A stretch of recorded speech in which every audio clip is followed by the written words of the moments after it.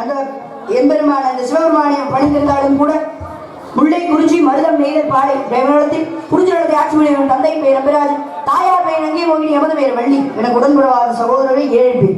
7 பேர் ஆண் பிள்ளைனால மீனாட்சி போல ஒரு பெண் பிள்ளை என்று எங்க அப்பா ரொம்ப நாளா வருத்தம். அப்படி வருத்தப்பட்டு இருக்கும்போது வள்ளி கிழங்கு தோன்றும் இடத்துல பள்ளத்திலிருந்து எடுத்து வந்து ரொம்ப செல்லமாக சீரும் சிறப்புடன் வளர்த்து வருகிறார்.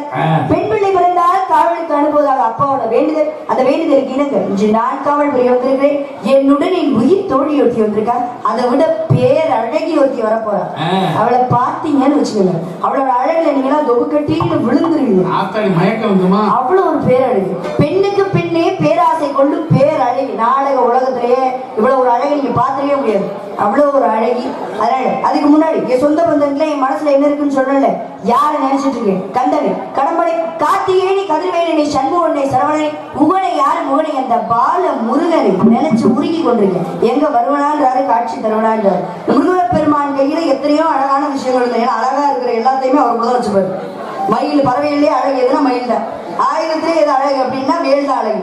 அப்ப எல்லா அழகான விஷயத்தையும் அவர் கூட வச்சிருப்பாரு. ஆனா கூடவே சேர்த்து ஒரு செங்கோலும் வச்சிருப்பாரு. நாட்டு ஆடுறவங்க கையில செங்கோல் இருந்தா சரி, முருகப்பெருமானோட கையில ஏன் செங்கோல் இருக்கு? எந்த நாட்டு அரசாண்டாரு அவர் கையில ஏன் செங்கோல் அப்படின்னா, அன்று மதுரையின் பதியிலே மீனாட்சியும் சொர்க்கநாதர் ஆட்சி புரியும் போது மீனாட்சி அவர்கள் கேட்கிறா, அப்ப இந்த பூலோக வாசிகள் மாதிரி நானுமே கர்ப்பம் தரித்து பிள்ளை பெருக்க வேண்டும்னு சொல்லி கேட்க. அப்ப என்ன பண்ணாரு, அப்படியே நடக்கட்டும் சொல்லி அதே மாதிரி அந்த அம்மா என்ன பண்ணாங்க, கர்ப்பம் தரித்து பிள்ளை பெற்றாங்க. அந்த கர்ப்பம் தரித்து பிள்ளை பிறந்ததுதான் யாரு அப்படின்னா முருகப்பெருமான். எந்த பேர்ல பிறந்தாரு அப்படின்னா உக்கிரபாண்டியன் என்ற பேர்ல பிறந்தாரு. அப்ப இவர் கையில எல்லா கலைகளையும் முருகப்பெருமானுக்கு கத்து கொடுத்துட்டு அவங்க 2 பேரும் தெய்வம் ஆயிட்டாங்க. இவர் கையில அந்த நாட்டோட பொறுப்பை கொடுத்துட்டாங்க. எது? பாண்டிய நாட்டு அரசாண்டது யாரு அப்படின்னா முருகப்பெருமான், உக்கிரபாண்டியனாக. அதனாலதான் முருகப்பெருமானோட கையில செங்கோல் இன்று வரைக்கும் இருக்கு. அப்பேற்பட்ட சிறப்பு இருக்கு. மீனாட்சி கையில தான் கிளி இருக்குன்னு பார்த்திருக்கேன். ஆனா முருகரோட கையிலுமே கிளி இருக்கும். அது யாரு அப்படின்னா அருணகிரிநாதர் ஆகப்பட்ட கிளியாக மாறி 51 கந்தர் அனுபூதி பாடியிருப்பாரு. அது 51வது கந்தர் அனுபூதி எது அப்படின்னா, உருவாய் அருவாய் உலகாய் இளதாய் மறுவாய் மலராய் மணியாய் ஒளியாய் கருவாய் உயிராய் கதியாய் கிளியாய் குருவாய் வருவாய் அருள்வாய் ஊரேன்னு சொல்லி பாடிப்பாரு. அப்பேற்பட்ட சிறப்பு அந்த முருகப்பெருமானோட உருவத்திலையும் தோற்றத்திலையும் இருக்கும். அப்பேற்பட்டதான் நான் காதலிக்கிறேன். என்ன அமைதியா இருக்கீங்க? முருகப்பெருமானை காதலிக்கிறேன். எப்பேற்பட்ட காதல்? அவரை நீங்க காதலிக்கிறீங்க. அவர் உன்னை லவ் பண்றாரா, காதல் பண்றாரா?